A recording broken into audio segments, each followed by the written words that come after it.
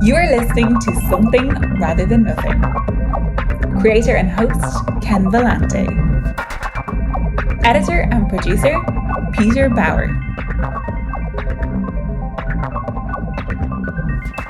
This is Ken Vellante with the Something Rather Than Nothing podcast, and I am super excited to have Cristina from the podcast Historias Unknown and Espooky, which I listen to compulsively. So, Cristina, welcome on to the Something Rather Than Nothing program. Yeah, thanks for having me. I'm excited. I feel so bad about accidentally missing the the last scheduled recording we had. Hey, listeners, what Cristina said never happened. It was in a multiverse. We are here. Right. We are good. It was a multiverse. We both are aware of a multiverse happening.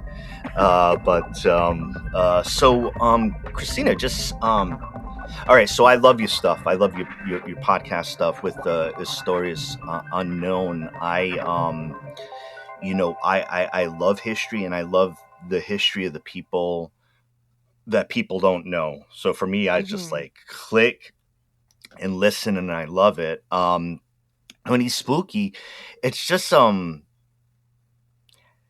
it's really fun to hang out and hear a lot of stories that I haven't heard and legends. And I think you do an MJ and Carmen sometimes guests on the show do just an incredible job with that. Can you? Oh, thank you. Yeah, can you let's start with He's spooky. You're hanging around, you tell all these type of stories. This is in your wheelhouse, and you're like, let's do a podcast, or what happened? How did that come about? Yeah, so my first podcast is actually a Mexican soap opera rewatch podcast. Holy shit! Let's stop there. Yeah, my twin and I, Carmen. I missed that one. Okay. Well, that's my smallest one that takes the biggest breaks. That is just that's purely fun and not serious. And so it's like my oldest one. It takes month-long breaks, sometimes a year. That's been going on since 2020, but I had been wanting to start a podcast for a while. I started listening to them and I was like, man, there's not a lot of Latin American or US Latin stuff out there. I've already listened to, the podcasts that exist, finished them, and I was like, I need more. And so I had been asking my twin for a while to start the rewatch podcast with me because we love soap operas. We grew up watching them with my mom, and she finally agreed. It took a lot convincing her and MJ the same thing. Both of them were like, "Well, I don't like the sound of my voice," and I was like, "Who cares? I don't like it either." My own, not theirs. And she finally agreed, and then it was a couple months of having that one, and I was like, "Man, why is there no haunted Latin American type podcasts?" I found two. I finished all of them. They were both on breaks. And then I was like, there's nothing else out there telling these stories. And I mean, I've already heard all the other. I mean, I love paranormal podcasts. That's the main type of podcast I listen to. But yeah, it's fun. None of them are telling the stories that I grew up listening to or hearing from my family members. Or when they do, it's all wrong, or it's only one side of it. So I was like, why don't I just start one? Because I want it, probably other people want it, but I just want it. And so I asked Carmen to do it with me, but her work at the time was insanely busy.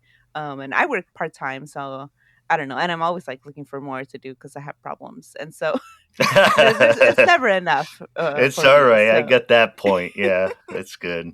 I learned now that apparently it's part of having ADHD, because back then I didn't know, but I was like, I always need something new to be working on. And so that was what I wanted to do. And yeah, Carmen was too busy to do it with me. And I just posted on Twitter one day and I was like, man, my twin is too busy to do this with me, but I really want to start a podcast about haunted places in Latin America. And MJ was like, oh, I'll do it. And then she was like, well, no, I don't know. And then she was like, okay, no, I'll do it. And eventually she finally agreed. And that was the start of Espooky Tales.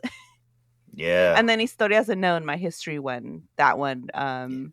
We covered, it was a women's history no, what is it called? International Women's Day month. There's a whole month Yeah. where Yeah. and as for Spooky Tales, we were gonna cover just like historic women. And then I was like, no, now I want to do a whole podcast on this, but I don't want to do it with the Spooky Tales. I want it to be its own podcast. And then my twin Carmen, her work finally calmed down a little bit, and she agreed to do Historias Unknown with me. That's how the history one started, because we did a month of all history topics on Spooky Tales, and I was like, I want to do more of this. Yeah. Yeah, I and great job. And it's interesting. And so that Carmen's your twin. I had a guest on that was part of triplets. She was the last one born coming on the show, Oh, Amy Long, and I was like, sometimes when you do, these art things, it's like, oh, what's going on here? Like, yeah. no, and I find the one of the things when you were mentioning too the ADHD, I just bumped into this podcast. It was ADHD AF, but it's as females, Oh, and yeah. I've listened to a few episodes. yeah, I was listening to that.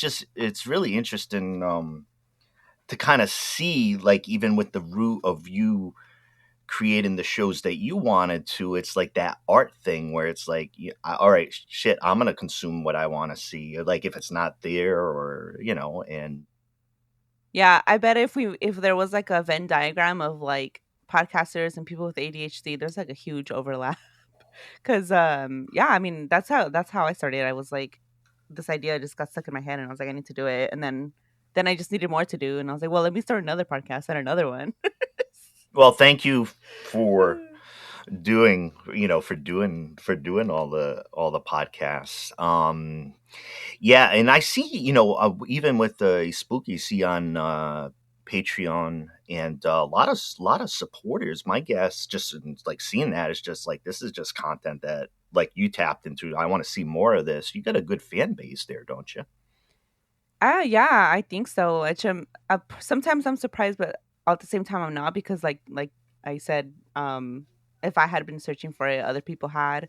And yeah, we get a lot of messages like, oh, it feels like hanging out with my cousins, or with my spooky tias or tios, like, well, tias, but like, because it's a very common thing in like Latin American families to gather around, and every like party somehow ends with everyone telling some creepy story.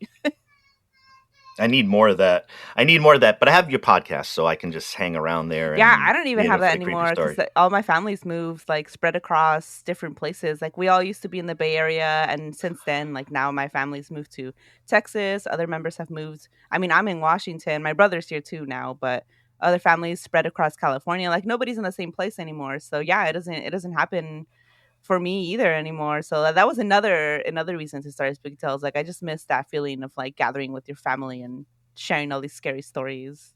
Yeah. Well, and talking about the scary stories, you don't have to go into it completely, but just like, I don't know, once you start hearing about this content, at least for me as a listener, I'm like, oh, like, I want to hear some stuff. I enjoyed, just telling you, I enjoyed the episode where the students in small group disappeared in the jungle. Oh, mm-hmm. And what I wanted to ask you, Christina, like, the stories that you've done, is there like a story or two that just sticks out where you're like, holy shit, how do people, like, not know, like, kind of like this hidden history or this wild thing? Is there a story that kind of like sticks out for you that's like, holy shit, like, I literally can't believe this? Yeah, for both of the podcasts, I think for Spooky Tales, I think just probably all the bigger, like, cuz everyone believes in like the little people, or duendes, where there's these little creatures that live in your home and take your things. But then there's another side of it where they're like living in the jungles, and they either protect you or they can harm you. And so there's um that story of the kids that went missing, and then they were found still alive, and the grandma of the kids in like the Amazon, she believes that a duende had taken them, or in that same Amazon, but now in what country was it? Because this was Colombia, and I want to say the other place was like somewhere in South America too, but I can't remember the country. But another, it's also like a national park in the Amazon, and this guy was part of like this tourist company, taking the tour with them, and everyone always did this ritual to like get permission from the jungle to enter. It's like a very normal thing to do. You want these things to respect you, and you want to respect them, right? Or things can go bad.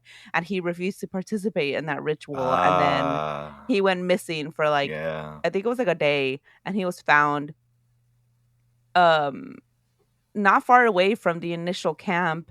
And but that area had already been searched, so it was also the same thing. People believed, other people like locals believed that the duende had taken him because he didn't participate in that ritual. He later was like, no, that's not true, but at the beginning he did think that a duende had taken him, which is, it's very interesting. So those type of stories are always like, oh my god, those are probably my favorite Yeah. to read about or hear. um and then with Historias Unknown, every single topic, I'm like, oh my god, how do we not learn this? Learn this, Yeah. which is the whole reason for starting the podcast. Like, it's yeah, so many stories that I'm just, it's wild to me. Like we just covered the bath riots that happened in Texas, and that those same um I guess it's like, yeah, heavily informed by eugenics, but the dirty Mexican stereotype was just widely believed in. So anyone crossing the border and from Mexico into the United States had to go through these delousing baths or showers, and those same showers inspired Nazis Yeah. to then use No. those same chemicals that later killed an insane amount of Jewish people. Like, why do they tell us that? Like, I so yeah, every topic that I'm like, just mind blown. Yeah, and that's I found on that too, like even talking about the eugenics and those practices and the dehumanization, which there's this reflexive, I think, thing historically. Oh, the Germans, the Nazis, and you and I know that the eugenics hotbed thinking and policy was the United States, and Yeah, you yeah, know so it's like I don't think a lot of people realize that. Well, and I want to go on that point too, right? So I listened to Historias Unknown, and I've pretty much throughout my life, somewhere after high school, I was like, I've been exposed to so much bullshit history. It's the unlearning and learning, yeah. and sometimes it feels like intimidating. And I wonder if you feel that in doing the show, and intimidating in the sense of like, this shit happened, these things were covered up, these things were never taught. I mean, you have to be, as a citizen or a person, kind of go looking for them or somebody tell you about them.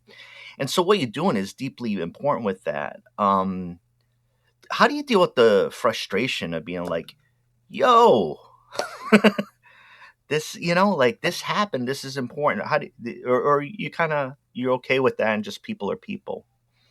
I mean, it's, yeah, whenever we come across a new topic, or just like, we luckily my twin is my co-host, and so while we're going through it, we're just like, I cannot believe this, and we're like airing our frustrations together at the same time anyway.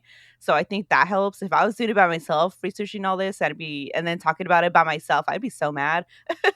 But it's also, I think, me and her, growing up, I don't know, being children of immigrants, a Mexican mom and a Salvadoran dad.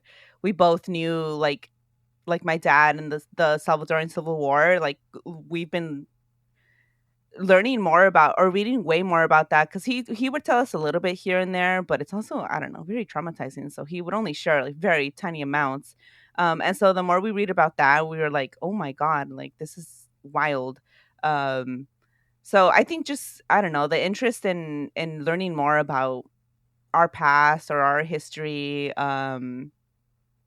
I kind of trumps that like feeling of being mad over what happened. And it's also like a normal thing, I don't know, growing up as a child of immigrants, where like we talked about it in our episode on immigration. There was a bill that was trying to get passed, that there was a huge protest. It was against like HR 4437, and it was like this anti, and I mean all these things that we were trying to protest back then are happening now and worse.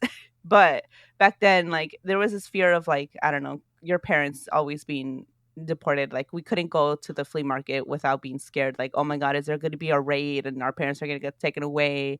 And so we were out there, like, tiny little 10, 11 year olds walking out of school to protest things like that already. So like that like being mad over these type of things, that type of treatment, growing up in Oakland, California, and seeing, mistreatment by the police like daily, like that type of rage, it's whatever, it's normal. So I think just reading about these topics, it's already like a familiar feeling. So it wasn't like that.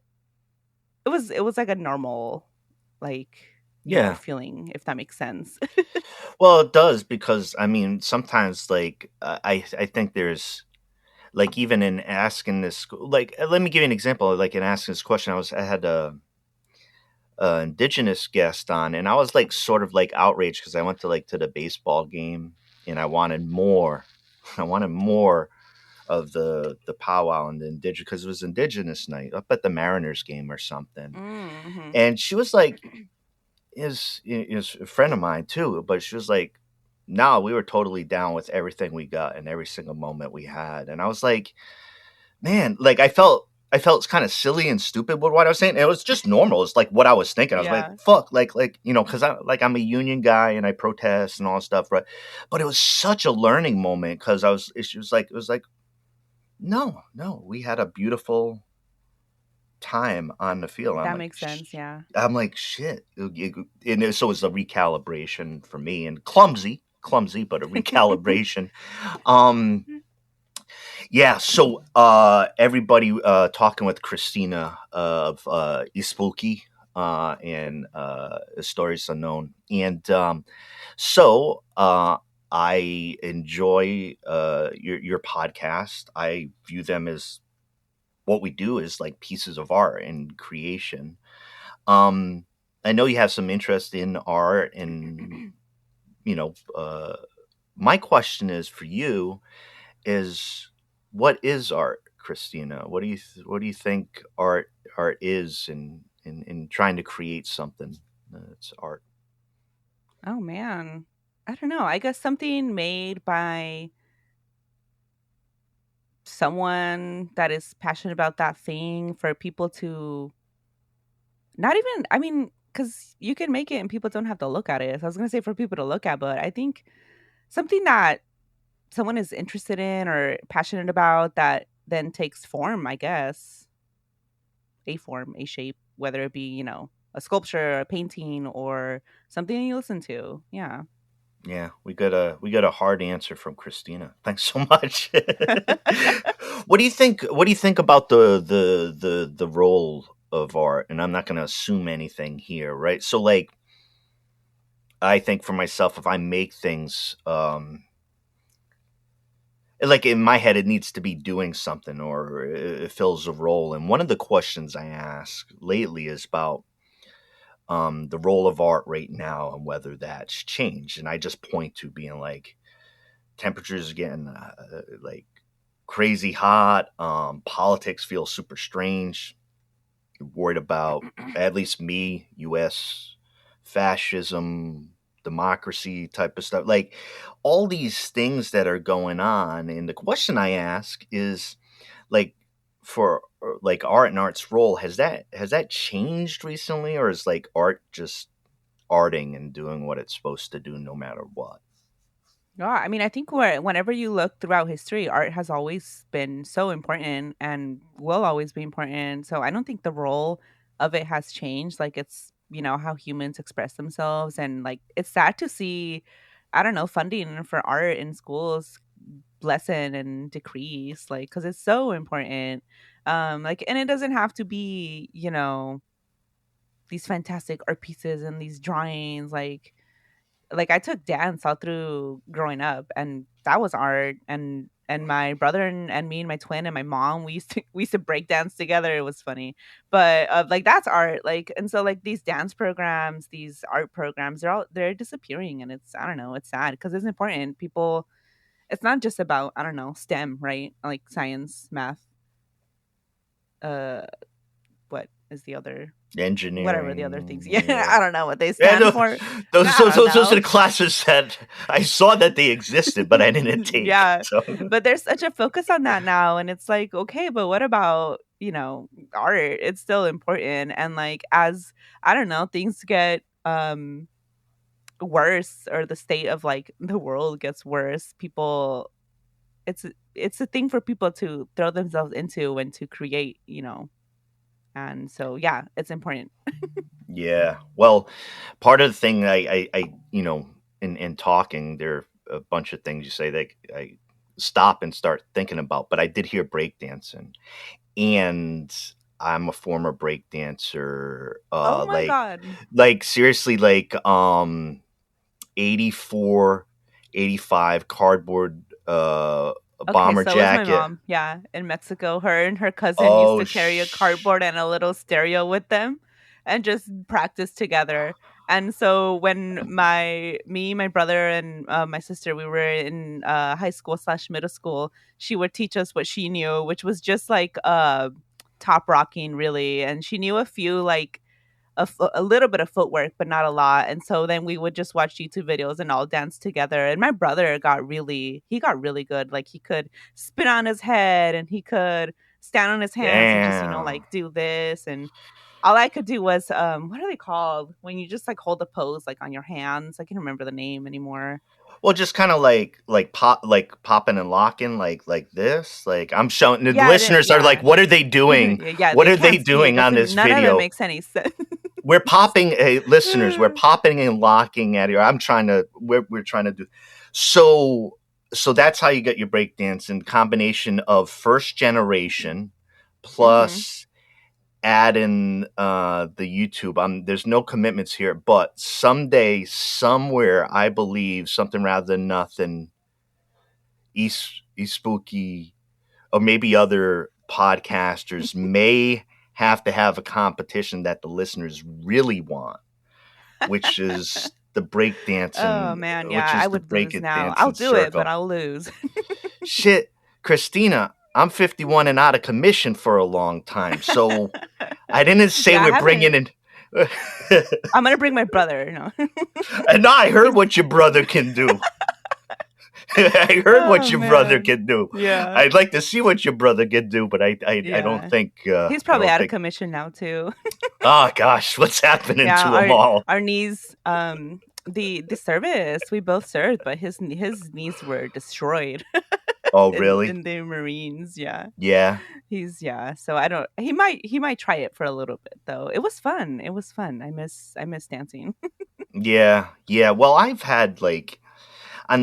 One of the things with the show is like talking about movement and dance and ways of expression that aren't naturally just intuitive for me and is more intuitive for other folks. So I've become really interested in like just movement and how that can help and express dance, just to feel better. So if your knees are good, Yeah. Yeah, right.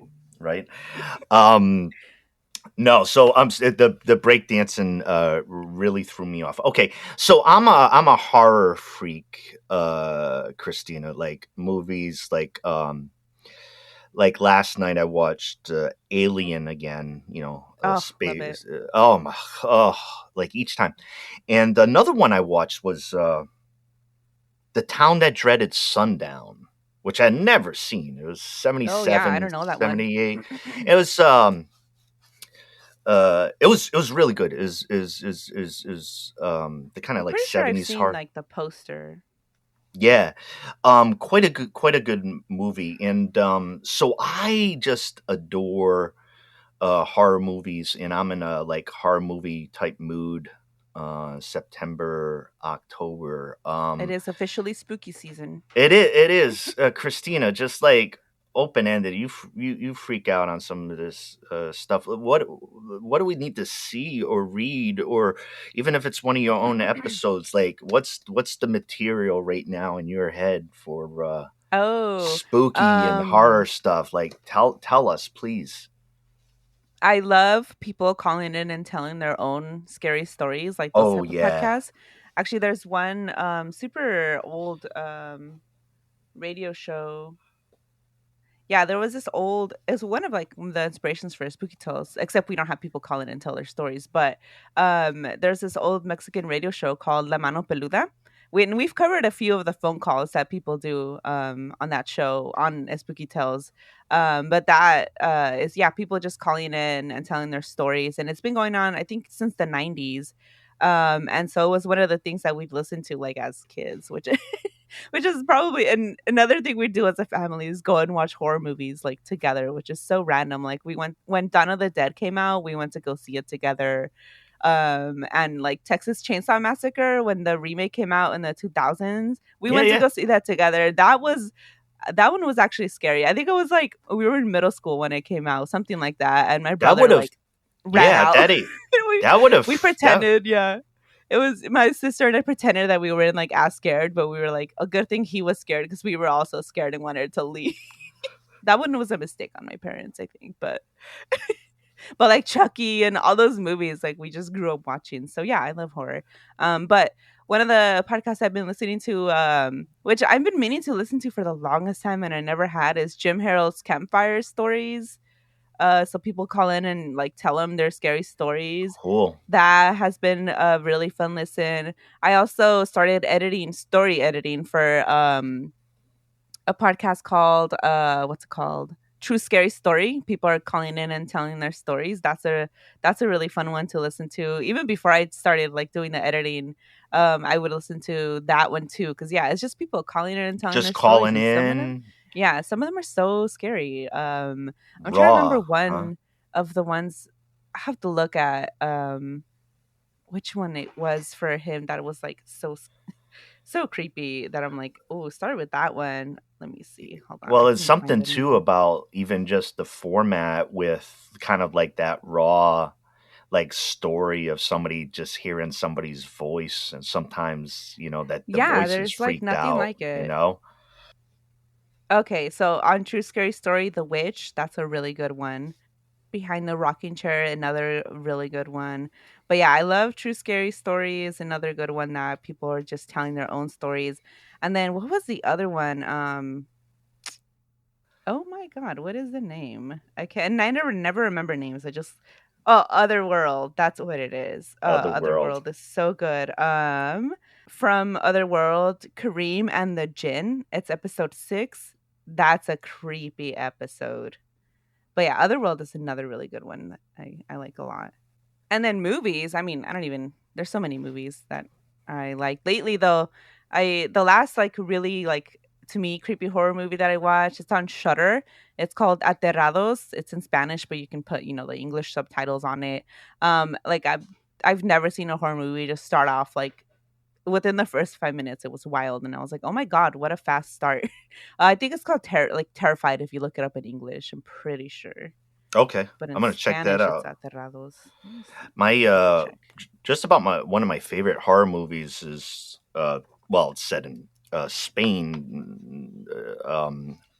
REC, Record, which is a found footage. Oh my god, so good! Yeah, one of my favorites. Found footage, zombie. Hey, listeners, we're geeking out and stuff. Record, REC. So if you think the brackets around REC, you must see that movie. Record. I'm a huge found footage person. I just adore. I love a found footage. I was movie, watching, but I think Rec is probably my favorite. That's just way up there. And one of the interesting things with Alien, just having recently watched it, there's so many at least for me, I'm like an Alien universe. Like, throw me into that universe, I'll live there, tell me stories about it, I'll listen to books about it, I'll watch the movies, I'll read the comic books.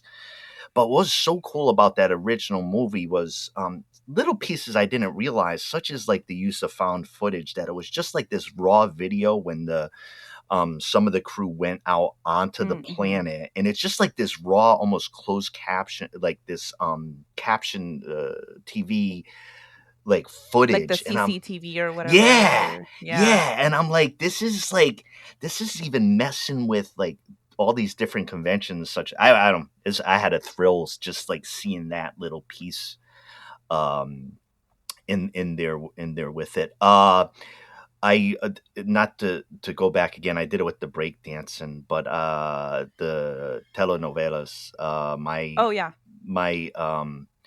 My mom got me hooked on Days of Our Lives, which I'm still like hooked. And I got to tell you, there's a couple I end up getting sucked in on Netflix, and so was that a big, huge piece of watching the stories with Mama and spending time watching the stories growing up? Oh yeah, there was daily, I mean not daily, but like I think it was like 6 p.m. or 7 p.m. every night. There was a soap opera we were watching together. Like there's one called Teresa we used to watch together. That's the one we're rewatching on my podcast right now. It's like this young woman who's born in like the lower income part of town, and she's, you know, trying to do what she can to get out of that, and marries a rich man that she doesn't love, and just kind of burns every single bridge like possible. And she's like the main person, so it's always fun when the main person isn't good either. Yeah. But that's what we're watching right now, Teresa. And it's the 2010 one. So, but there was also like a 90s one with Salma Hayek. Wow. That was one of the remakes, but the original is a Colombian soap opera, which I've never seen the older versions of it. And then what was it called? Have you seen Ugly Betty, like the show? It's I haven't like seen from it. I know about it. I haven't seen it though. Okay. I haven't seen it either, but one of the soap operas that it's based on, the Spanish version, not the original, but a Mexican remake. We used to watch that together. It's called La Femme Más Bella. Yeah, just nightly, whatever main soap opera was on Univision or Telemundo, we'd watch together. So that was like a big part of soap operas and horror movies, is basically what we'd watch together as a family.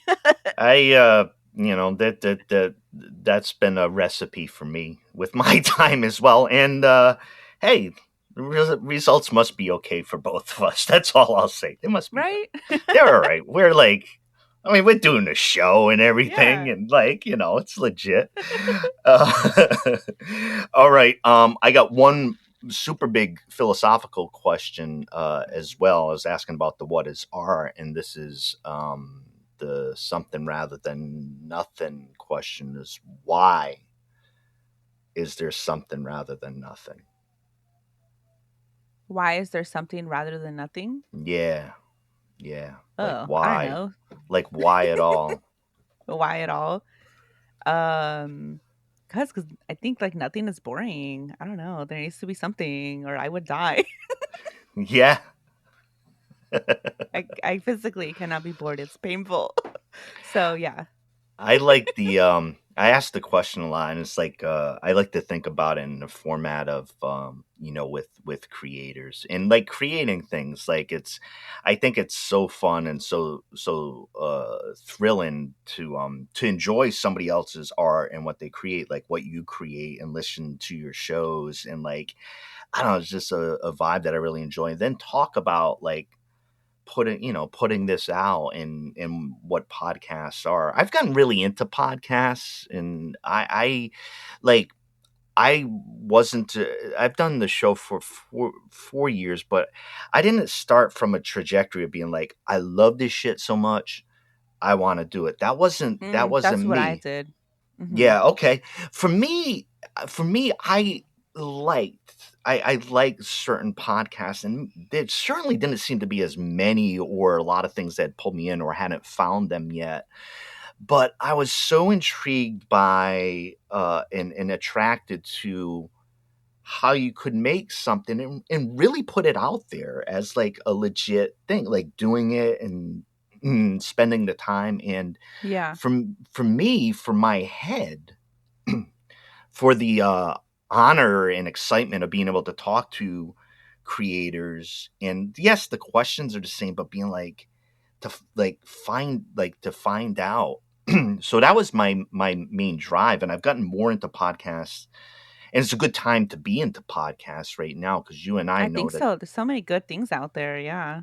the Almost too much. quality. There's not enough time in the world to like listen to everything. Well, as a creator, my the episodes be like, yeah, I think on average like 45 minutes, and then like I love like bless anybody who's creating something and putting out the content amount, but with so much out there, I think sometimes it's like, you know, how long the episode is or like, that type of thing. Not to like Right. tweak and change everything, but like people are into podcast and Hmm. the listenership. I think the biggest thing with it is the amount of listenership for like ages below 30. Like it's like the radio for a Yeah. whole generation. And so I don't know, it's pretty cool time to be doing podcasts. Do you really enjoy the process? Like it's a lot of work, we both know, and doing it, but like in being a podcaster, what's your vibe with it?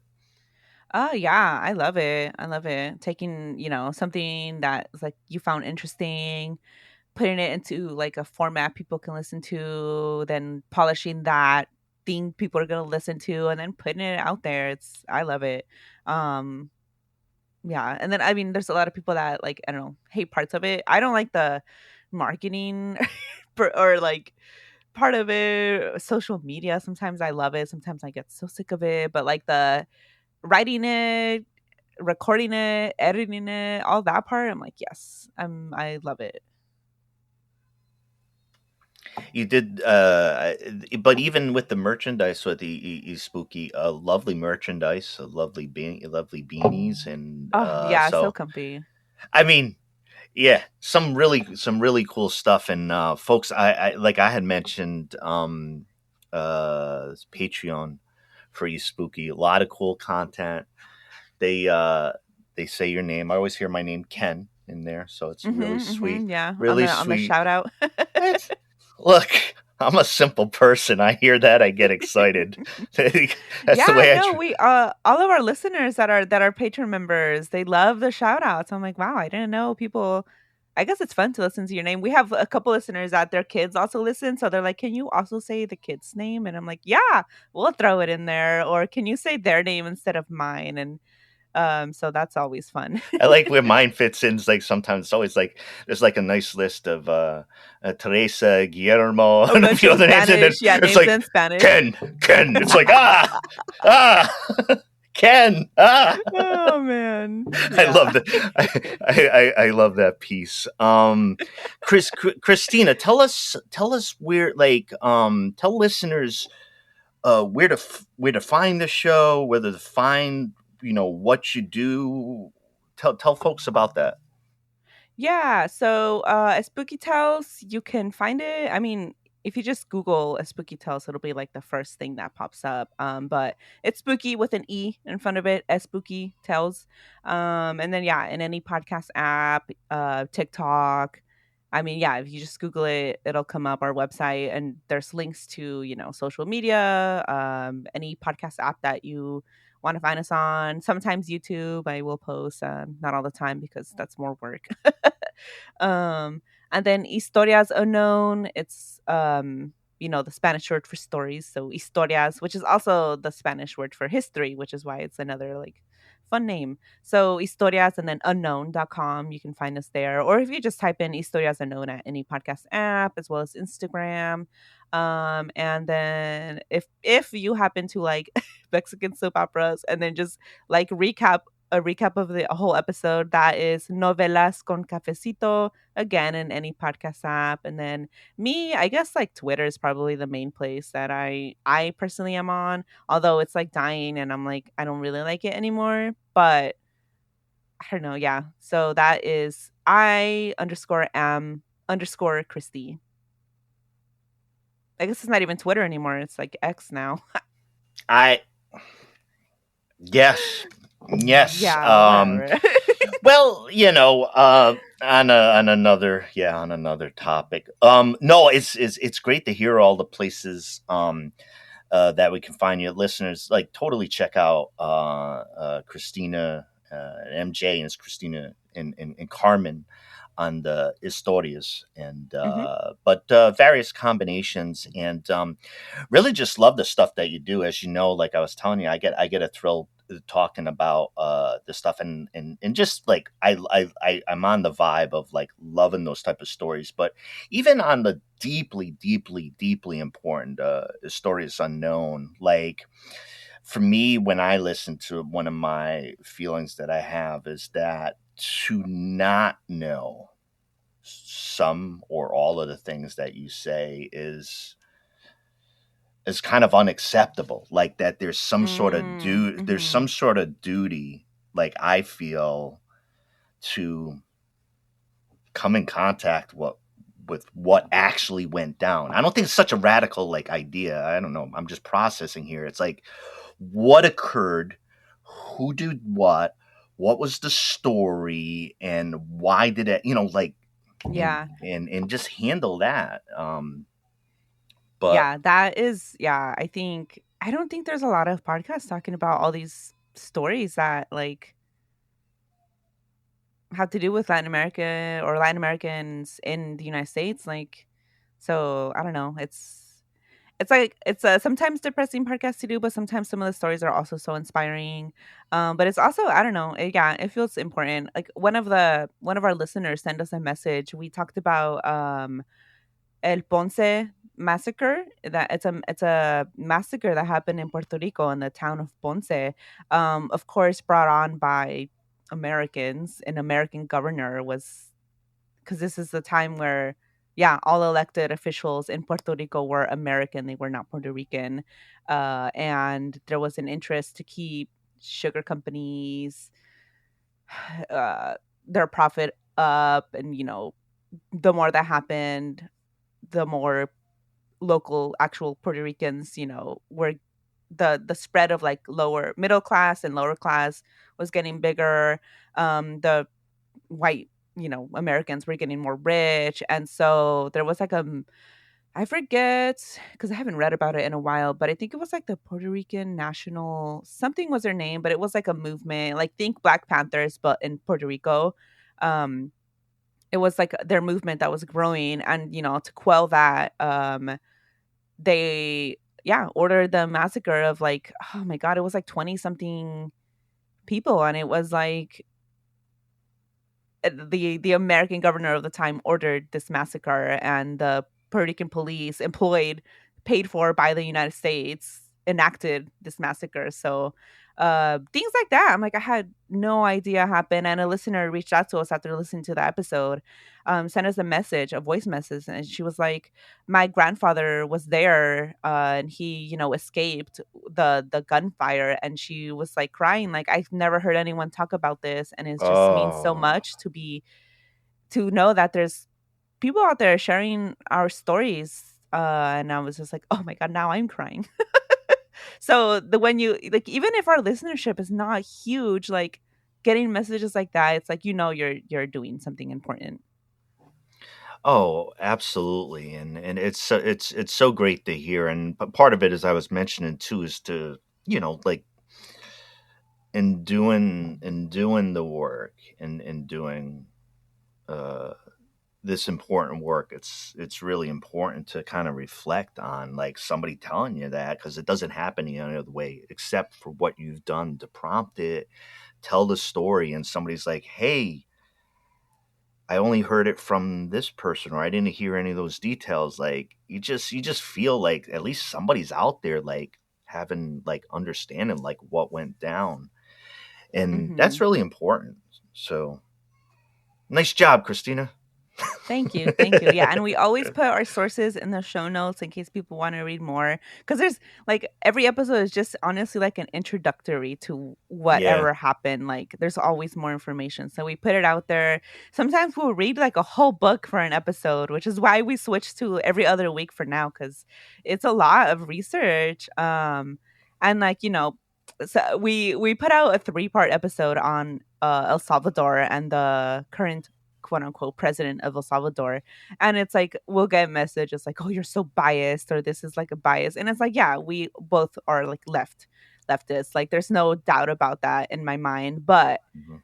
we're gonna like that president of El Salvador. I don't know how much you know about him, but like literally on the road to be a dictator, has been slowly clawing at actual democracy.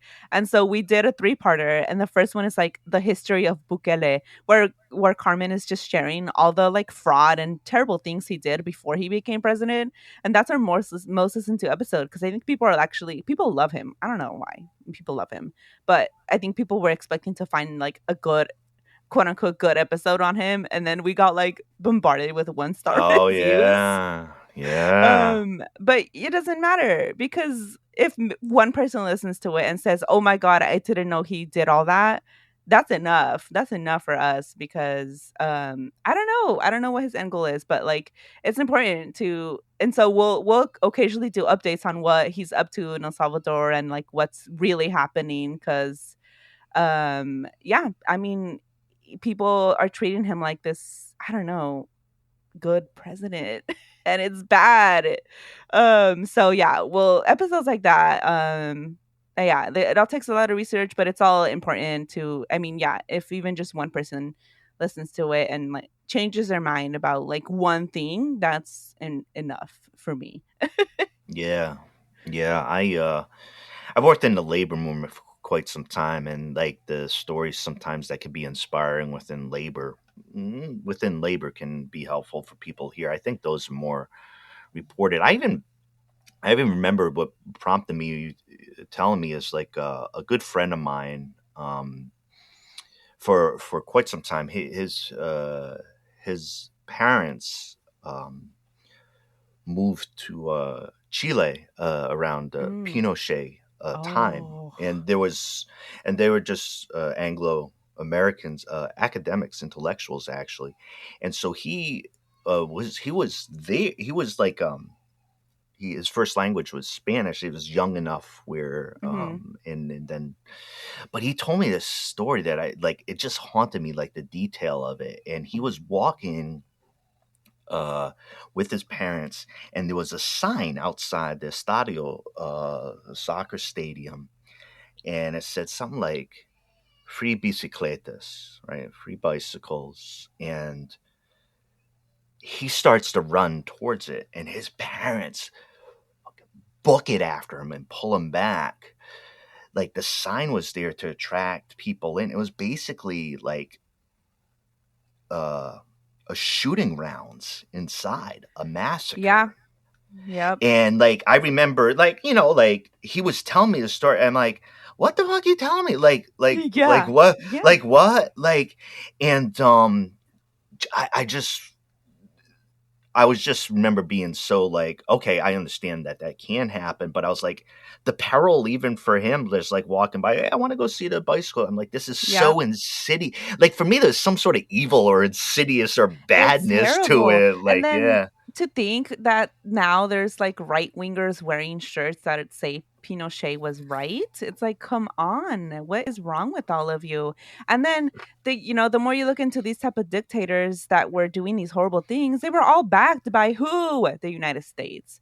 So that's why we're like, and that's a topic that is on our list, but it's so big that it's like daunting almost to cover.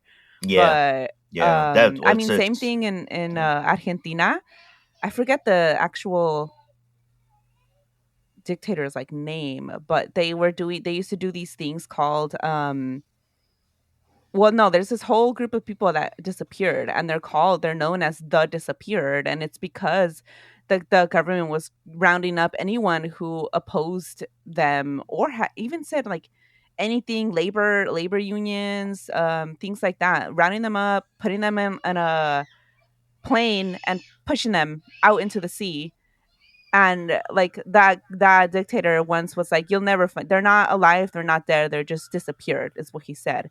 And yeah, they're dead, but they're never gonna be, or the chances of them being found minimal, because they were pushed out into the sea, and there's only like very, very basic coordinates of where the area where they were pushed out, if that, because Yeah. then they burned all those documents. And it's like, when I learned about that, I was like, oh my God. And then, yeah, you look into it and they were all supported by the United States. So, Yeah. uh, Well, just some real really difficult, histories in, kind of imperialist control and just siphoning money out of these states. Even I've mhm. reading the reports and talking about Maui, of talking about these histories Yep. that are hidden, that there are specific reasons for land use and indigenous rights and a whole host of issues that are right behind the fire, the fire. And I think that's why, like, in us talking like about this, like, there is the ability to know and to make these type of connections if you're in contact with the, like, what happened, what actually Yep. happened. It's like fighting for Exactly. history, right? Yeah. Like these Texas history books. I don't know where we can go with this, Christina. It's terrible. It's terrible. It But is. It is. um really just totally wanted to thank you for Sean. You're one of my favorite podcasters. Love your shows. Thank you. Thank The you. break dancing idea, might be 15 months up ahead, and we might have like a head-to-head bracket system or something. You just let me know when. I'll be there. We gotta I need a goal to bring me back to my form. So who knows? Who knows? And maybe it's a problem for the knees for everybody, including Right? including your hermano. So, um, great talking to you. Really look forward to listening to your programs. Everybody, check out all your fun horror stuff. But check out Espooky Stories Unknown. And there's it's just some great content. And Cristina, thanks for popping on Something Rather Than Nothing, and chatting and having some fun. Yeah. Thanks for having me. It was fun. Yeah, thanks for all the work that you do, and have a great day. You too.